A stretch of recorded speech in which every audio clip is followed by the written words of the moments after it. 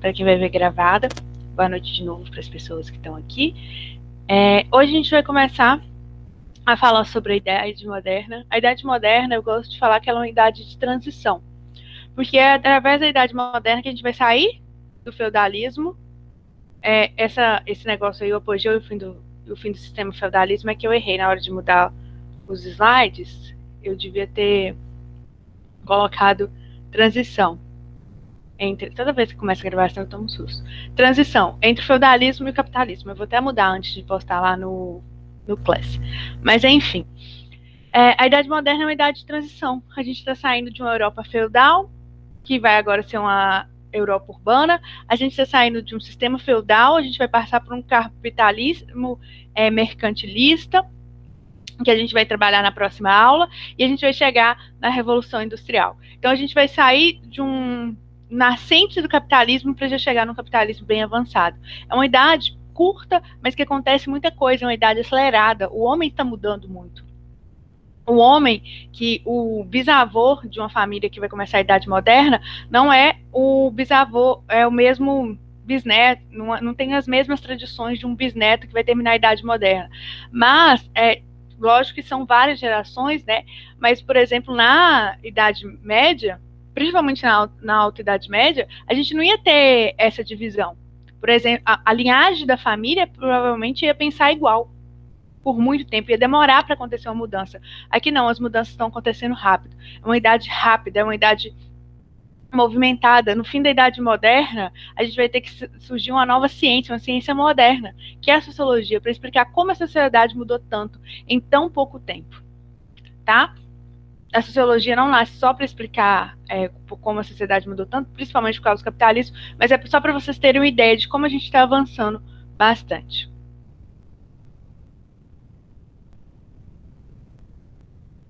O que a gente vê primeiro na Idade Moderna? Eu dividi a Idade Moderna em duas aulas, precisar 3.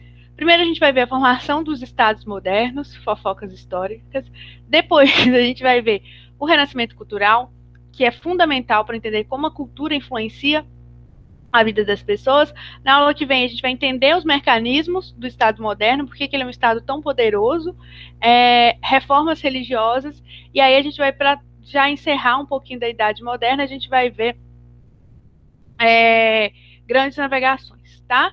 E aí depois a gente vai ver as revoluções e reformas modernas. Então, a gente vai ver a Revolução Francesa, e lá na Inglaterra se chama de reforma, mas há alguns parentes se é reforma, se chama de revolução, mas há alguns parentes se é reforma ou revolução. A gente vai ver as revoluções gloriosas também, tá?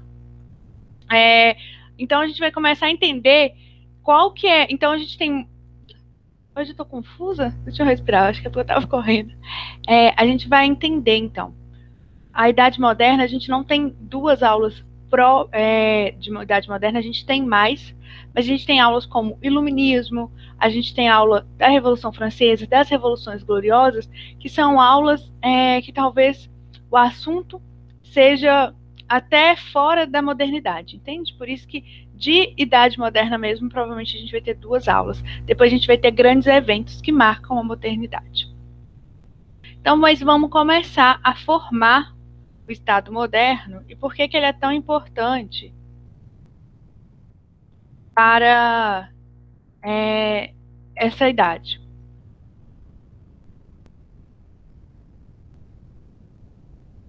Oi, Graça. No final da Idade Média, a gente viu lá que estava formando os burgos. Nesses burgos, acontecia um problema de moeda, né? Por exemplo, no burgo A tinha a moeda A, no burgo B tinha a moeda B. E às vezes eles estavam dentro de um mesmo feudo, às vezes eles estavam dentro de um mesmo reinado. Então eles precisavam fazer trocas comerciais entre si.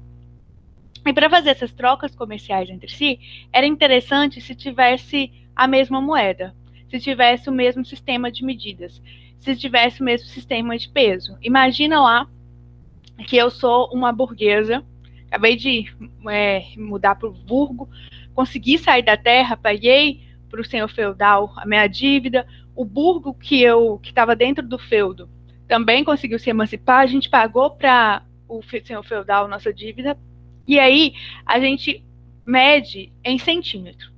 A nossa medida é centímetro. E tem um burgo aqui do lado, que também aconteceu isso. Eu produzo bastante tecido. E eu vendo por centímetro. Mas o burgo aqui do lado, o burgo B, tem um homem lá que chama Hans. Vamos falar que a gente está na Holanda, nos Países Baixos. E ele lá vende tecido em metro. E aí eu fico, será que eu tenho vendo tecido mais barato que ele? Ou mais caro? Como que faz? Será que o navegante que está vindo, né, comprar com a gente, ele vai preferir o meu ou dele? Eu não sei. Só que as nossas cidades são bem pertas. Se a gente tivesse um rei, isso ia se fortalecer. Oi, Eduarda. Se a gente tivesse um rei, isso ia se tornar mais fácil. Porque um rei só, uma liderança só, a gente ia seguir a cabeça daquela liderança. Então, tá aí porque que a burguesia está querendo a unificação. Mas o Estado moderno, ele nasce de uma aliança de 3 partes. Não só a burguesia.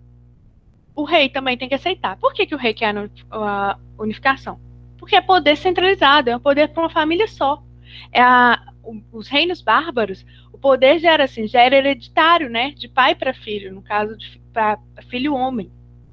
Então a minha família vai herdar o poder. Então o rei vai falar: não, eu dou conta. Eu fui preparado lá na minha história, no meu sangue.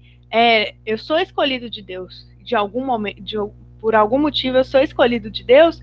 Então eu vou governar bem. Eu vou dar para a burguesia essa unificação. Vou dar para o povo essa unificação que ele quer. Para o povo, no caso aqui, o povo burguês. E por que a nobreza aceita perder poder? Porque a nobreza começa a entender que essa perda de poder vai ser inevitável. Ela vai perder poder de uma hora ou de outra. Ela vê que cada dia chega lá uma pessoa e fala: olha, vem aqui pagar o que eu te devo para ir embora da sua terra. E o nobre, ele vai pensando: uai, o que está acontecendo? Então é melhor eu perder poder, mas continuar com prestígio, continuar estando dentro da corte, participando do exército e não tendo que trabalhar, do que não me restar nada, né? Então o nobre vai entrar nessa aliança. E a Igreja Católica, que não é boba nem nada, vai abençoar essa aliança. Ela não gosta, porque sim é uma perda de poder, mas a igreja sente que está na hora, principalmente depois você lembra que lá na Baixa Idade Média a gente contestou bastante a igreja, a gente começou a contestar a igreja. A gente teve a peste, e a partir da peste o homem falou: será que essa igreja é sagrada mesmo? Porque olha o que está acontecendo. Será que essa igreja é realmente representante de Deus no mundo? Porque olha aqui, se fosse representante, por que Deus então está nos castigando? Porque esse representante não é bom o suficiente. Então a igreja sente também, assim como a nobreza, que ela pode perder esse poder. Então é melhor ela se aliar a esse rei que está precisando dar para a burguesia unidade de medida padronizada, moeda padronizada, sistemas de peso padronizado, porque a burguesia quer fazer comércio e garantir ali pelo menos a manutenção de alguns privilégios, a manutenção de algum poder, do que não abençoar essa aliança e perder o poder inteiro, tá? Além de que os nobres ficaram assustados também por causa das jaquerris e outras revoltas servis que aconteceram lá no século XIV, né? De colocar fogo em nobre. Então eles estavam pensando assim, talvez uma autoridade seria boa. A gente também teve a Guerra dos 100 Anos. Então tudo isso mostrou para as pessoas que talvez um líder para seguir seria bom. Daria uma calmaria. Entendida essa parte da aliança? Tá tranquilo?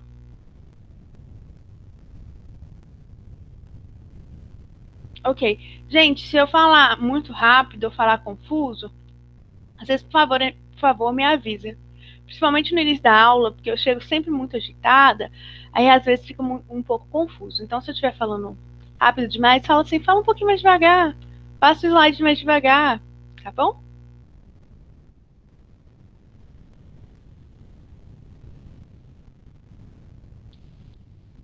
O que faz um Estado moderno? Quais que são as características? Porque isso é um Estado único, não é só se unificar. A gente vai ver que, por exemplo, Portugal se unifica em 1390, não, 1190, no século XII ainda.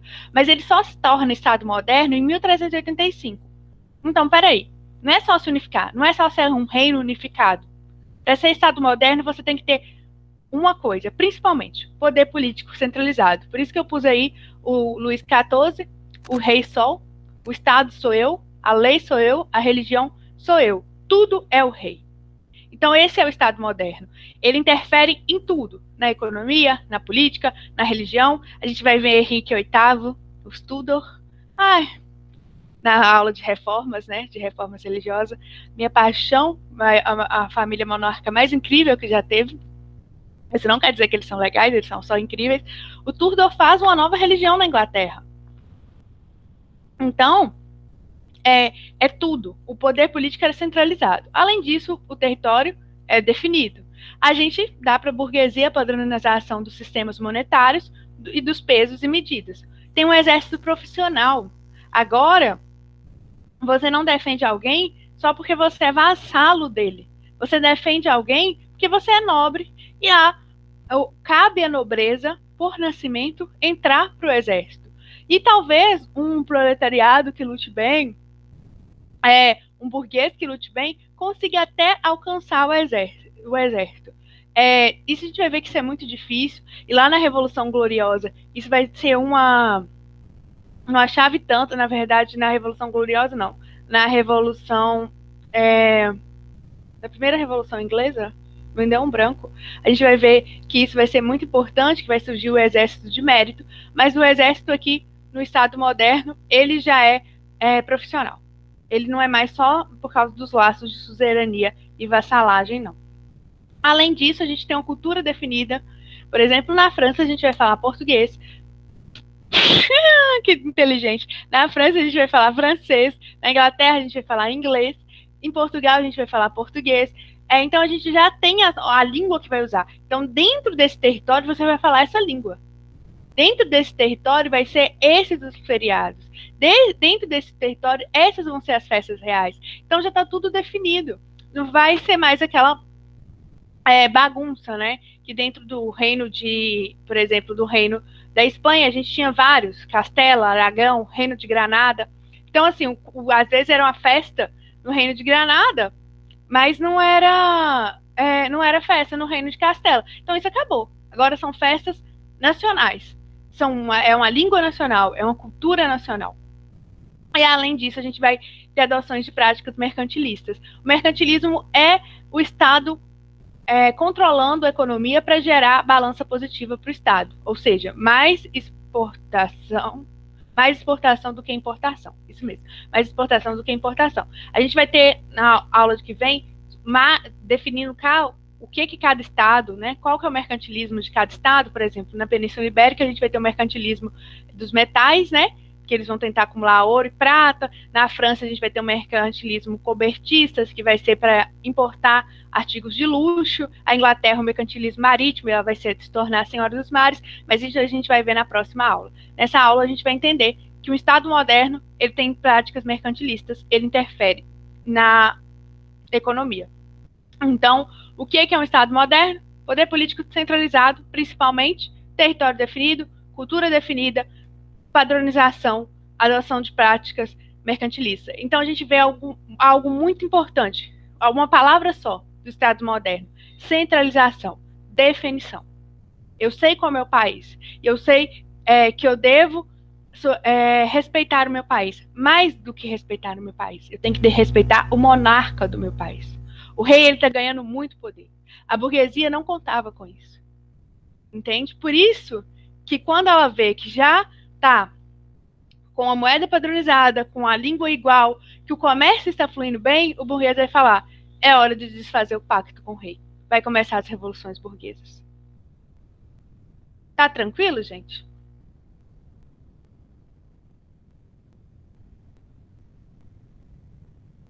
A Idade Moderna, entre o século XV e o século XVIII. Vai com a queda de Constantinopla até a queda da Bastilha, a Revolução Francesa.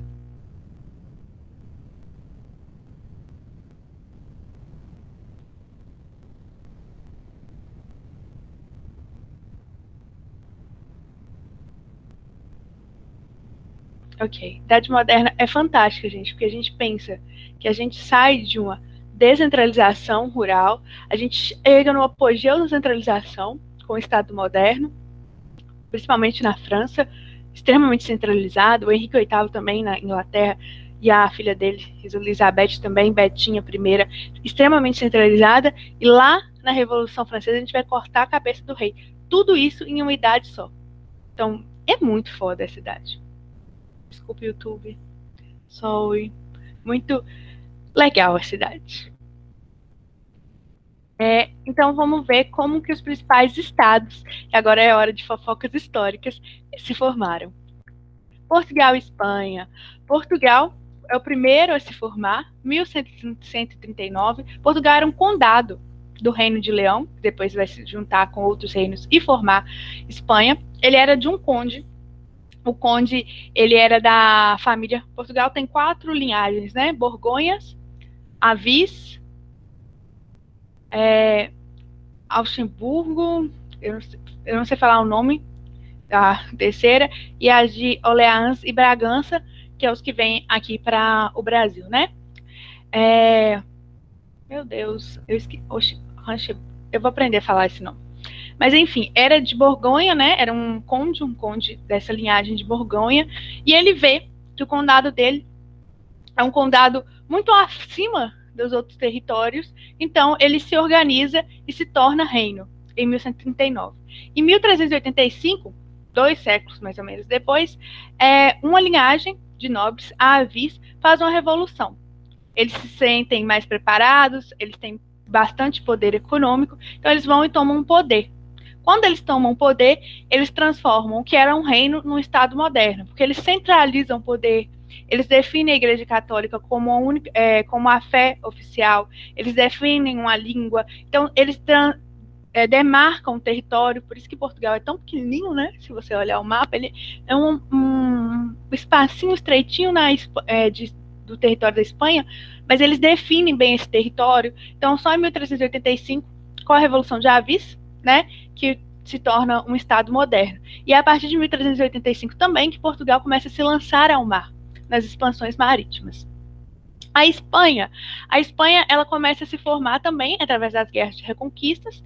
Você vai ver que os mouros, que são judeus e islâmicos, os europeus vão chamar eles de forma geral de mouros, eles, com o avanço do islamismo, eles vão chegar na Península Ibérica, Portugal e Espanha. E eles vão dominar por muito tempo aquela região. Primeiro, o condado de Portugal, o condado português, vai conseguir expulsar, por ser mais organizado que os outros, ele vai conseguir expulsar os mouros da sua região. E aí depois é a hora dos reinos espanhóis conseguirem fazer isso. E aí tem 2 que começam a se dar muito bem expulsando os mouros. A família de Castela, que é da rainha Isabel, e Aragão, né? A família de Aragão, que é do reino de Leão. Então, o que a Isabel vai pensar? Isabel é a grande rainha, a primeira grande rainha. Ela é fantástica. Ela vai pensar, e assim, os filhos dela, é a partir dela que nasce a linhagem monárquica de toda a Europa. Dela e de uma próxima família que a gente vai ver aí. Ela vai pensar que Castela, o pai de Isabel, tinha se casado 2 vezes.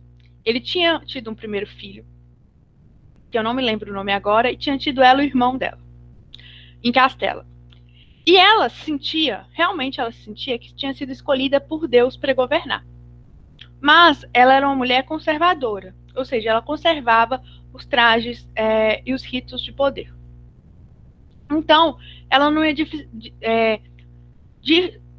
desafiar o seu pai ou seu irmão, no caso, seu irmão mais novo, já que o primeiro casamento do rei tinha sido desfeito, pelo trono. Só que acontece que o pai dele morre. Quando o pai dele morre, o meio-irmão dela, assume o poder.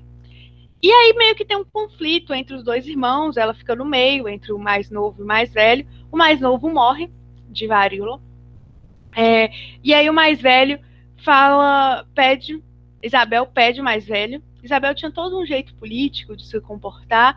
Ela pede o mais velho para ser considerada na linha de sucessão. O mais velho aceita. Mas o mais velho fala: eu vou escolher seu casamento com alguém de Portugal. E ela fala: não, não vai não. Ela vai e escolhe o marido dela. Ela se confessa com até a Isabela falou na última aula, né, que é aquele moço que contrata as pessoas na aula de literatura para contar sobre o reino. Então, é que ele era o confessor dela. Ela confessava, ela era muito católica. Muitos católicos tentam transformar ela em santa, né? Mas, enfim, ela não era fácil também, não. Matou muita gente. Mas o que interessa é que ela casa-se com o Felipe, ela consegue escolher o marido dela e ela define que vai ser leal a 3 coisas na vida dela: ao país dela, ao marido dela e à igreja dela. E ela faz o marido assinar uma carta que todo o poder seria dela, que seria uma monarquia conjunta, mas ela tomaria decisões. E ele aceita, ele pensa assim: ela vai mudar, ela só está querendo isso para garantir que a gente não pegue Castela, o reino de Leão não pegue Castela, ela vai aceitar, vai mudar. Pois a bichinha não muda, casa-se, através deles nasce o reino da Espanha. Ela toma Granada, que era o último reduto muçulmano, então ela toma Granada. Quando ela chega em Granada, ela faz questão de chegar com um vestido imponente, com uma coroa de ouro, incrível, porque ela queria lembrar a Virgem Maria. Então ela se vestia de forma muito para se mostrar como poder. Em 1492 também, quando ela toma Granada, o último reduto, né, muçulmano, ela financia a viagem de Cristóvão Colombo. Não se sabe por quê, porque Cristóvão Colombo já tinha ido outras 14 vezes e ela tinha falado não. Acho que por insistência, ela tinha acabado de tomar Granada, ela falou: meu filho, nossa, vai, você quer ir? Vai. E aí ela se torna também rainha do Novo Mundo. Isabel é fantástica. Ela tem 4 filhos, João, Joana, Maria e Catarina. O João ia ser seu herdeiro político, mas ele morre, ele deixa Joana, ela deixa Joana como sua herdeira. Joana entrou para a história como Joana Louca, porque o marido dela era muito bonito. Quando o marido dela morreu, ela enlouqueceu. Maria vai para Portugal, se torna rainha lá, e ela é mãe de Catarina Aragão, uma das primeiras rainhas do Henrique VIII, que tem 6 esposas, e isso justifica por que o Papa não assinou o divórcio de Catarina e Henrique, porque a mãe dela, Isabel, foi uma grande aliada da Igreja Católica. Foi uma grande aliada da Igreja Católica, deu muito poder à Católica. Espanha continua católica até hoje, muito por causa do esposo de Isabel. Mas Isabel, assim, mandou e desmandou na Santa Inquisição, pôs muito judeu para morrer, pôs muito muçulmano para morrer, tudo que ela considerava herege, ela põe para morrer. Ela acreditava que assim Deus ia dar o poder à Espanha. Esse daqui é quem fez a Revolução de Avis, o João lá, João Avis, que fez a Revolução. Essa daqui é o mapa, tá vendo? Portugal, o Condado, Leão, Castela, Navarra, Aragão, o Granada, que foi o último reduto que eles conseguiram. Então, tudo isso daqui vira Espanha, e aqui Portugal já tinha feito a sua unificação, então ele não é tomada. E esse é o casal, Isabel. Isabel era mais bonita que nesse retrato, tá? Isabel era bem bonita. O marido dela era um pouquinho, não era tão bonito como ela. Eles se casaram, ela era realmente apaixonada pelo marido, realmente, ela tinha muito ciúme do marido dela. E ele pulava as cercas de vez em quando, dava um trabalhinho, mas de alguma forma ele também era completamente apaixonado por Isabel. Ela morreu aos 53 anos, ela foi rainha durante 30 anos. Ela é uma das figuras históricas mais incríveis que já se passou na Terra. E ela não mudou nada por ser mulher. Ela resolveu, assim como a Thatcher, a Margaret Thatcher, a Dama de Ferro, que a gente vai ver na contemporaneidade, ela resolveu conservar as formas, mesmo sendo alguém destoante. Então, ela era o poder da Europa que estava nascendo com os Estados modernos. Ela era uma mulher, mas ela fazia questão de mostrar que não mudaria o poder. Curioso. Ela não é um ícone feminista, tá? Ela não queria poder para as mulheres, nada disso, não. Ela só é inteligentíssima, uma habilidade de guerrear, de conduzir exércitos, não indo para campos de batalha, né, mas para conduzir por trás. Nata, uma política nata que usou de todas as formas para unificar um reino. Estrategista, extremamente estrategista. E ela realmente acreditava que Deus tinha escolhido ela. Isso ajudou muito ela. Ela acreditava que Jesus tinha escolhido, né? O próprio Jesus tinha escolhido, e por isso que ela ia limpar todas as heresias da terra. A filha dela não foi diferente, não. Catarina de Aragão tinha certeza que ela tinha sido escolhida para ser rainha da Inglaterra. Aí chegou Ana Bolena e falou: vai não, filha. Pois enfim. Inglaterra e França, os outros dois estados modernos mais importantes, né, da Europa Ocidental para a gente, eles nascem da Guerra dos 100 Anos. A França, por mais que tinha mais poder, tinha mais território, poder aqui que eu estou falando econômico, ela começa a tomar muita surra da Inglaterra. Ela só consegue ganhar da Inglaterra por causa de uma figura feminina, Joana d'Arc. Joana d'Arc sonhava, e isso é provado, né? Ela sonhava, provado assim, tem cartas que mostram registros de Joana. Joana sonhava onde os ingleses iam estar e mandava os exércitos da França antes. E aí os exércitos da França venciam dos ingleses. Então, através de Joana d'Arc, começou a França vencer a guerra. Tanto é que os ingleses entenderam Joana d'Arc como bruxa, porque só podia ser bruxaria o que ela estava fazendo. E ela foi para a fogueira. E morreu assim. Depois um papa pediu perdão e tornou ela santa, porque acreditaram que quem estava ajudando ela era a França. Spoiler. O papa fez isso depois que a Inglaterra se tornou protestante. E a França continuou católica. Enfim. Diz muito sobre, né? Por que Joana d'Arc se tornou santa depois.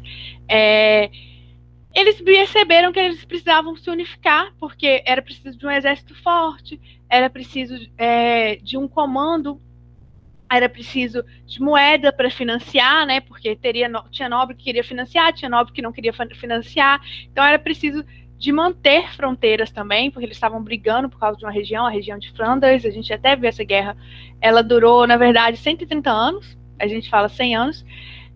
A Inglaterra, é importante isso porque a gente vai ver lá na Revolução Puritana e na Revolução Gloriosa, os revolucionários, né, os revoltosos, eles vão exigir que o rei cumpra a Carta de 1215. 1900, tô doida. 1215. O que é isso, essa Carta de 1215?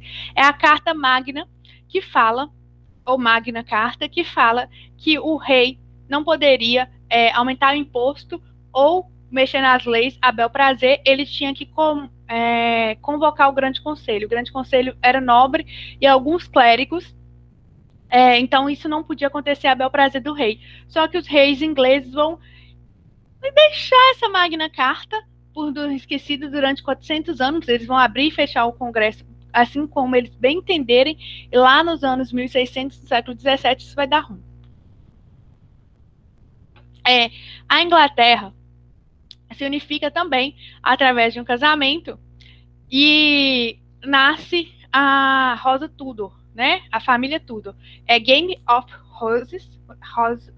Eu não sei falar rosa em inglês. Game of Rosas, melhor.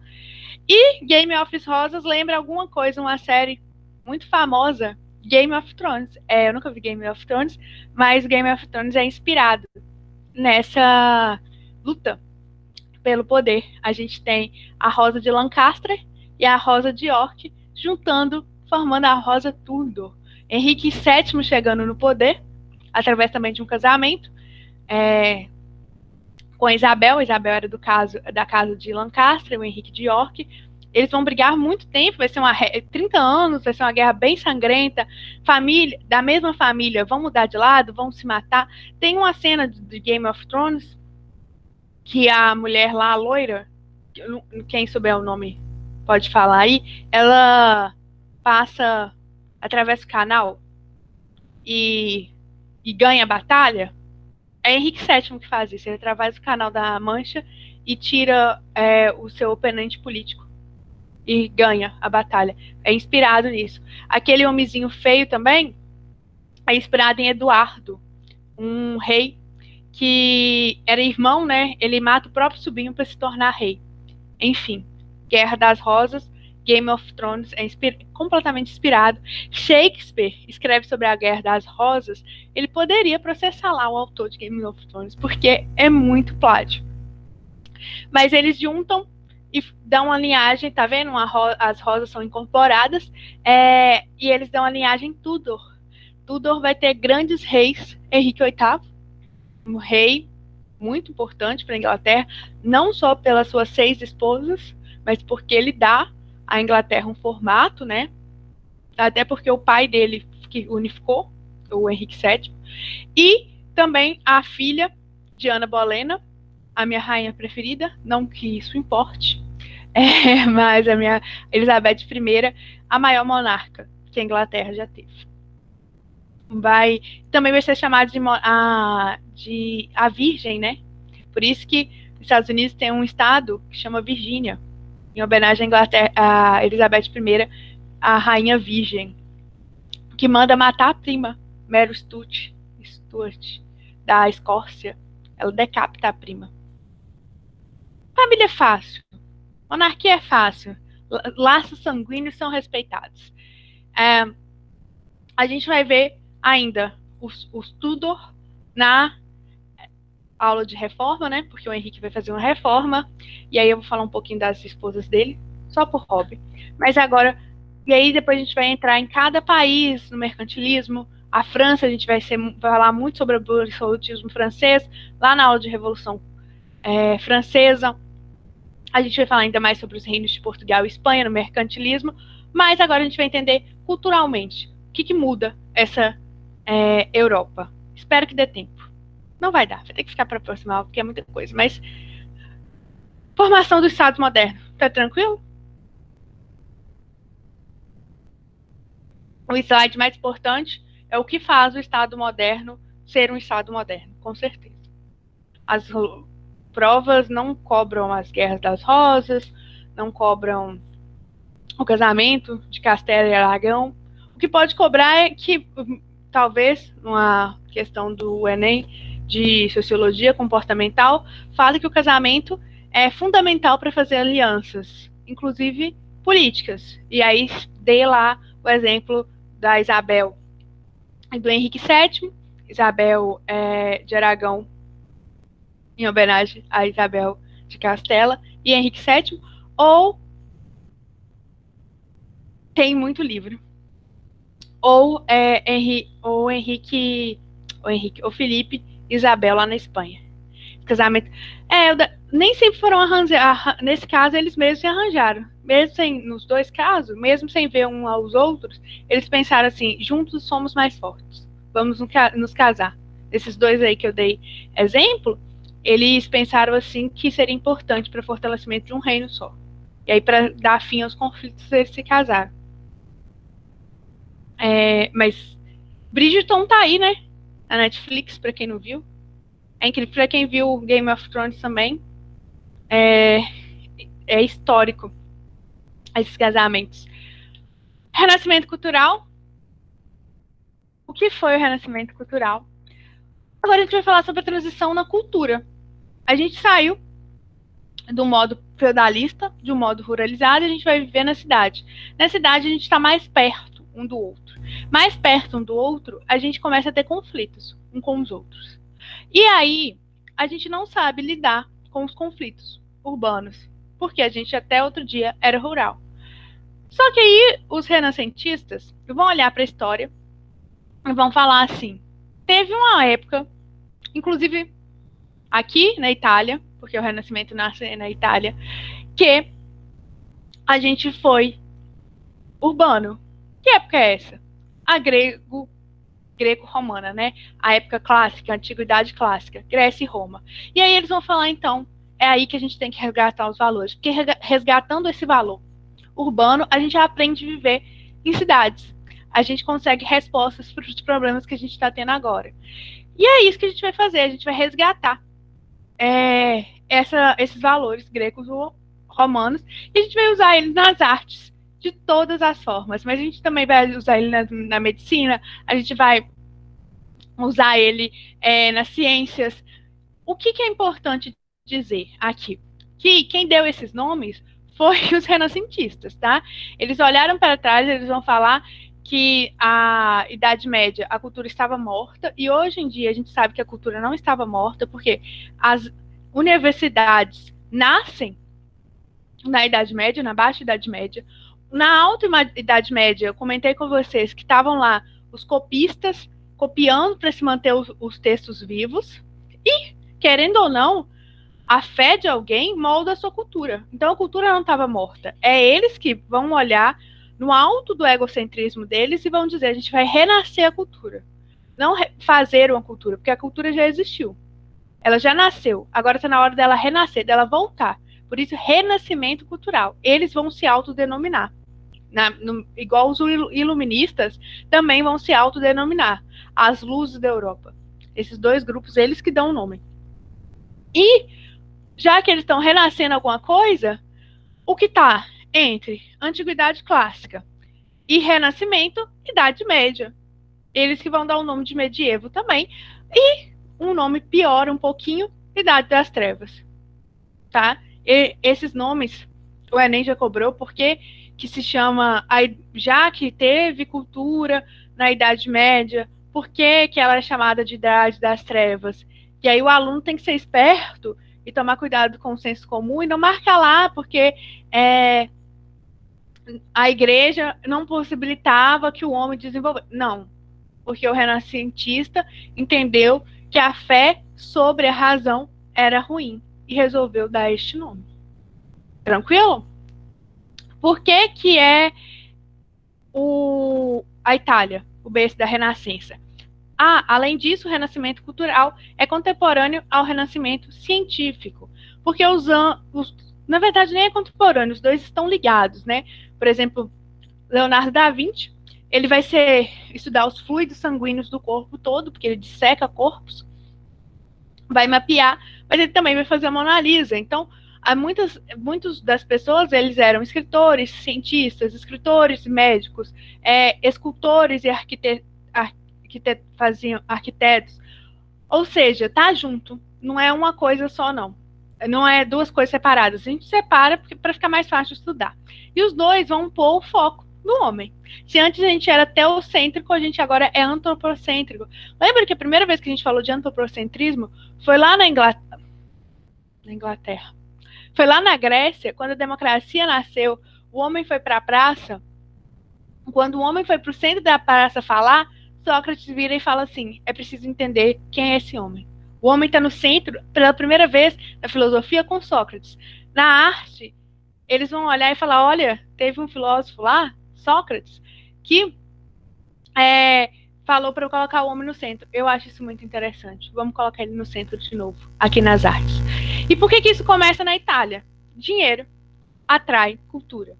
Se a gente pensar hoje, grandes movimentos artísticos, perdão, grandes movimentos artísticos acontecem onde? Em Nova York, a cidade mais rica do mundo, né? A cidade mais cosmopolita do mundo.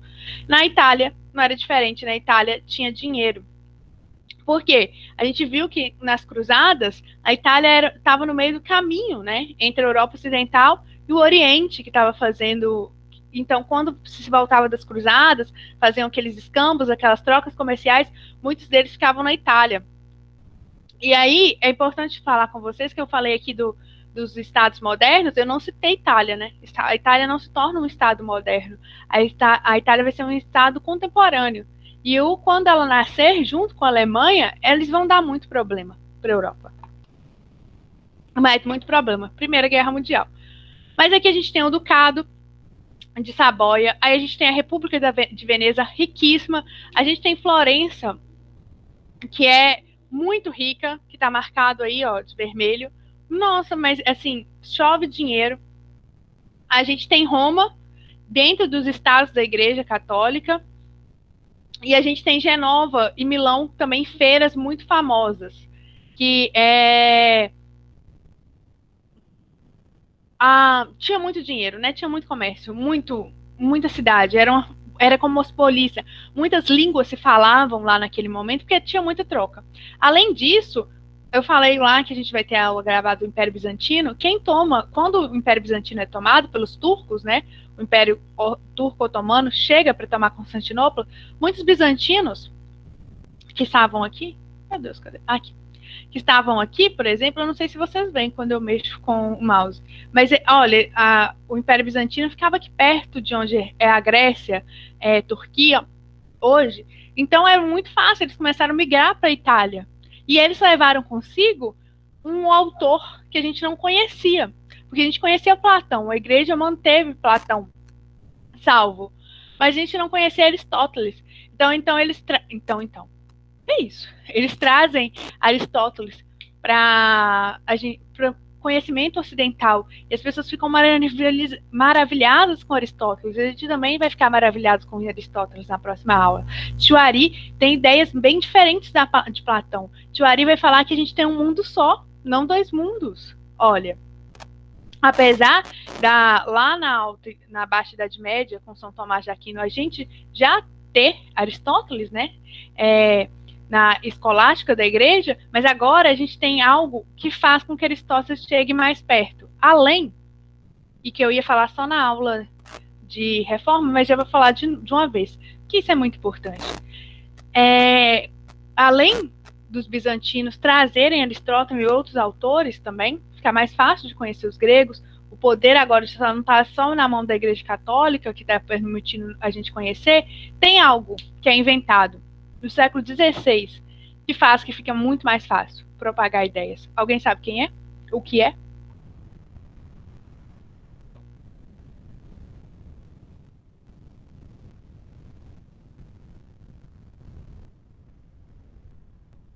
Não? Ninguém?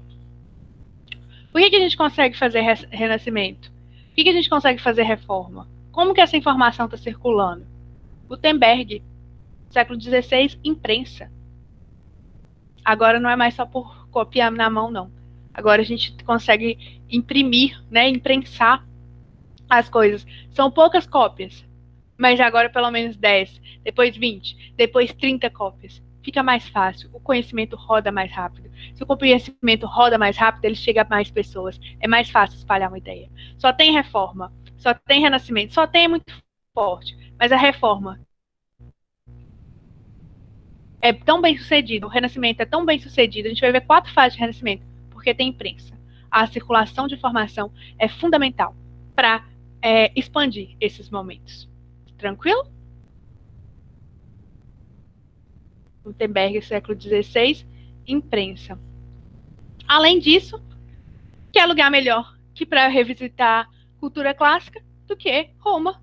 Roma está na Itália, Império Romano. Então, o berço de uma sociedade clássica, né, é só eles olharem para o seu passado. Por isso que a Itália é o berço da Renascença. Aparece muito em provas. Por que a Itália é o berço da Renascença? Normalmente eles juntam o Renascimento cultural com as cruzadas. Fala que a cruzada diversificou língua, diversificou conhecimento em solo italiano e também levou para as pessoas dinheiro na Itália, né? Reabriu o Mar Mediterrâneo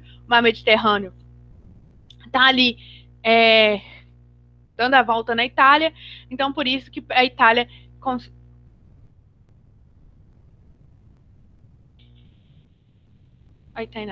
a Itália consegue fazer esse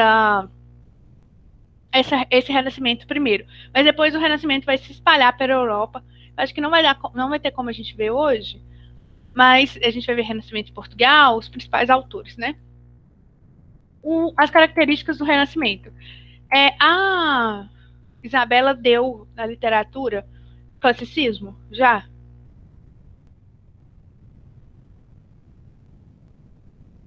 Ou ela ainda tem trovadorismo?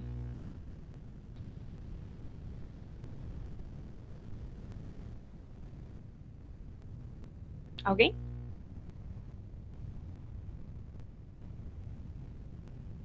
iniciou o humanismo. O humanismo e o classicismo são as características do Renascimento, tá? Então, o que ela falou lá vale para essa aula. Humanismo ou antropocentrismo, o homem no centro. O homem é uma obra-prima de Deus. Segundo a Bíblia, o homem foi feito à imagem e semelhança de Deus. Não elevar o homem é não elevar Deus. É não dar destaque para a obra-prima, para a obra preferida de Deus. Seria um ultraje. Porque a gente vai ver que o Renascimento ele não rompe com a Igreja Católica. Em momento algum. Um dos maiores mecenas do Renascimento, principalmente no início, é a Igreja Católica. Então, assim, não existe esse rompimento. Muitos alunos... Essa franja está me incomodando. Muitos alunos... Agora ficou pior. Muitos alunos acreditam que assim que tem o renascimento cultural, agora esse homem não tem fé mais, esse homem é ateu. Não, vai demorar muito, tá? Para o homem se tornar ateu de verdade nas artes. Então, o que acontece é que agora não é mais Deus que está no centro, é o homem. E por que esse homem está no centro? Porque ele é a obra-prima de Deus. Racionalismo, a gente tem que ser racional. A gente tem que fazer as coisas pautadas pela razão. A gente tem que olhar, entender como que um rosto é feito. E aí a gente vai fazer a Mona Lisa com proporções perfeitas, matemáticas. Hedonismo, a gente vai viver o prazer.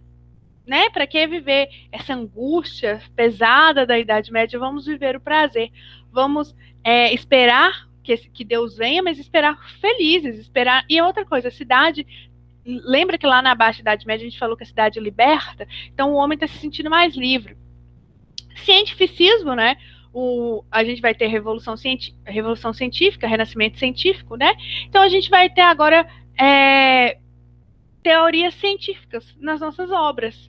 A gente vai, de novo, Leonardo da Vinci vai estudar os fluidos humanos para desenhar o ser humano de forma melhor. Individualismo. A gente está migrando onde as relações sociais eram por fidelidade, agora a gente está indo para uma época de relações sociais por dinheiro, né? A gente começou isso lá na Baixa Idade Média e continua dessa forma. Quanto mais capitalista é uma sociedade, mais individual ela é. Você começa a se olhar primeiro. E universalismo. As obras são universais. Você olha e entende. Por exemplo, você vai olhar a Pietà, do Michelangelo, e você vai entender aquela obra. Claro, resgata a cultura greco-romana. Resgata a antiguidade clássica. Alguma dessas características vocês querem que repetem? Eu acredito que inclusive a Isabela fez com mais maestria do que eu, porque ela vai dar literatura humanista, classicista. Ela não fez, ela ainda vai fazer. Não? Tá tranquilo para todo mundo?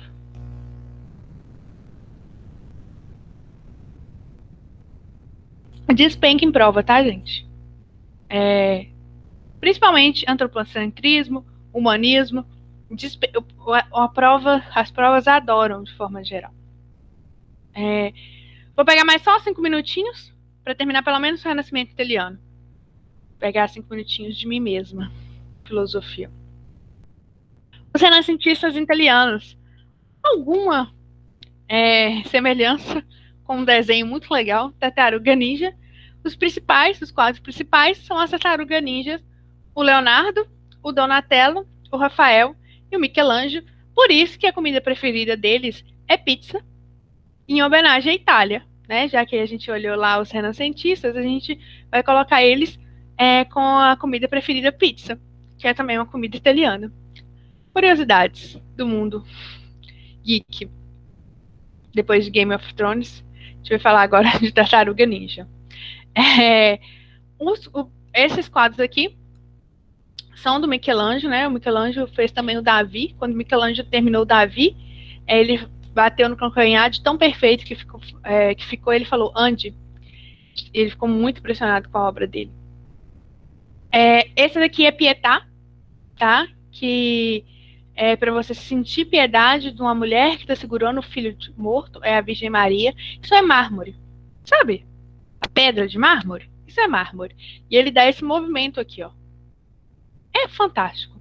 Esse está na Capela Sistina, né? Esse é um afresco. Afresco é diferente de pintura, porque afresco é feito direto na parede, tá?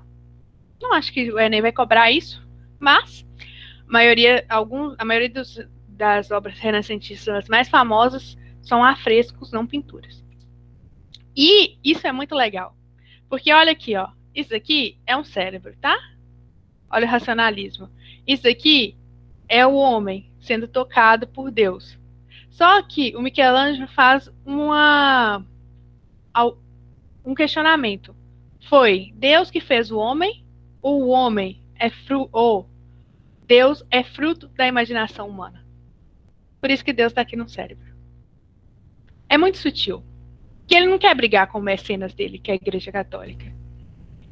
Então, ele está falando assim, é verdade, é Deus que tocou e fez sua obra divina, ou o homem que, pelo fruto da sua imaginação, criou Deus? E aí, alguns filósofos lá na contemporaneidade vão falar: o homem, por não dar conta de se justificar, ele vai criar Deus. Mas Michelangelo já está aqui, ó, propondo essa discussão. Só que de forma sutil. Aquele filme 2012 tem uma cena incrível que quebra logo aqui, ó, desse toque. Quando o mundo começa a acabar, mostrando que Deus e o homem perderam o elo. É fantástico. Sutilezas são fantásticas. Última Ceia, Leonardo da Vinci. Eu não sei. Eu esqueci de perguntar a Isabela se ela vai dar pintura, enfim. Então, provavelmente, se ela for dar pintura, as outras artes, além da literatura, ela vai mostrar a Mona Lisa e tal. Se ela não der isso, se ela não der as outras artes, o que a gente vai fazer? Depois a gente faz um aulão sobre Renascimento, Barroco, na história, tá? Análise de obra. Essa aqui é a Última Ceia. Leonardo da Vinci escolhe para representar a parte da Bíblia que conta que Jesus fala que algum deles, depois de cear, algum deles vai trair eles. E olha como que não rompe. Não rompe porque eles estão, assim, com a igreja, ainda estão representando a igreja, mas não é tão teocêntrico. Esse Deus aqui, ele é humano. Ele está cheio de expressões humanas. Olha, esse daqui, ó, tá até apontando para Deus, que seria Pedro, e falando: quê? É lógico que eu não vou te trair. Você tá doido? Olha aqui, ó, como eles estão discutindo entre si. Não é uma coisa de calma, não. Esse daqui, ele tá falando assim, ó, não vou te trair de forma alguma. Mas olha que esse daqui é Judas. Judas, ele não tá igual aos outros, mexendo com a mão. Olha o pé desse daqui, indignado. Ele tá com uma bolsinha de moedas na mão. João tá passando aqui um bilhetinho. Devia ser os meus amigos na aula. A gente passava muito bilhetinho no cursinho, gente. Enfim, mas olha aqui, Judas. A bolsinha de moedas na mão de Judas. Judas já sabia que ele ia trair. Tanto é que ele olha para Deus, mas ele não olha com indignação. O discípulo amado, aqui ó, calmíssimo, porque ele é amado. Na Bíblia, quando Jesus vai falar sobre João, ele fala que ele é o discípulo amado. Olha a calma de João, enquanto os outros estão indignados. E olha a afeição de Judas. É fantástico. O quadro que, quando a gente for fazer revisão de filosofia, lá no final, a gente vai fazer uma revisão sobre esse quadro, Escola de Atenas, do Rafael, com todos os filósofos mais importantes de Atenas, né? Aqui no meio, Platão falando, o conhecimento está no mundo inteligível, e Aristóteles, com a mão espalmada para baixo. Eu posso pegar no conhecimento. O conhecimento está no mundo, aqui, no mundo sensível. Sócrates está em algum momento aqui conversando, com um jovem, porque Sócrates foi condenado por corromper jovens. Alexandre o Grande também está fotografia, nessa pintura, mas eu acho que eu não vou conseguir achar ele. Diógenes, que é pai do estoicismo, viver como um cão, então ele está jogado, sem se preocupar. E o Rafael está aqui, ó. O pintor, ele se pinta. Velázquez vai fazer isso no quadro, mas o primeiro a fazer isso é Rafael. E ele quer que você perceba, sabe por quê? Ele é o único que olha para você. É proposital. Ele é o único, ele está no cantinho. E aí, gente, é fantástico. Eles são de uma inteligência tão incrível, de uma sutileza tão bonita. O cérebro desses homens são tão diferenciados, porque o fato dele colocar ele olhando, o único olhando para o telespectador, tão pequenininho, que ele quer que você se veja nele e você veja ele, vê todo o conhecimento e saiba que ele também é genial, porque ele também está na tela, com grandes nomes. Mano, isso é tão incrível que eu não sei nem dizer. Não sei se eu sou mais apaixonada por Isabel ou se por eles. Enfim, vou parar por aqui. E aí, na próxima aula a gente volta, senão a gente não tem aula de filosofia hoje. Alguma dúvida? Além de admiração por esses homens incríveis e essas mulheres também.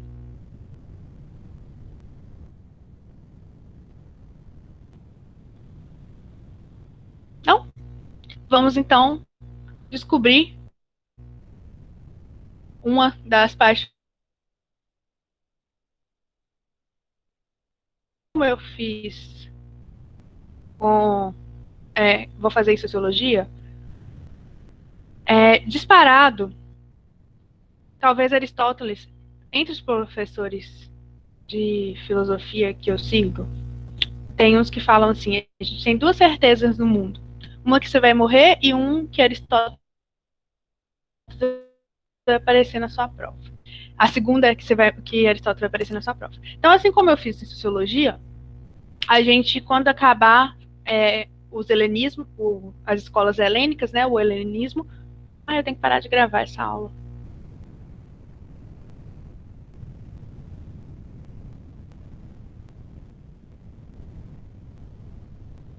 Tchau!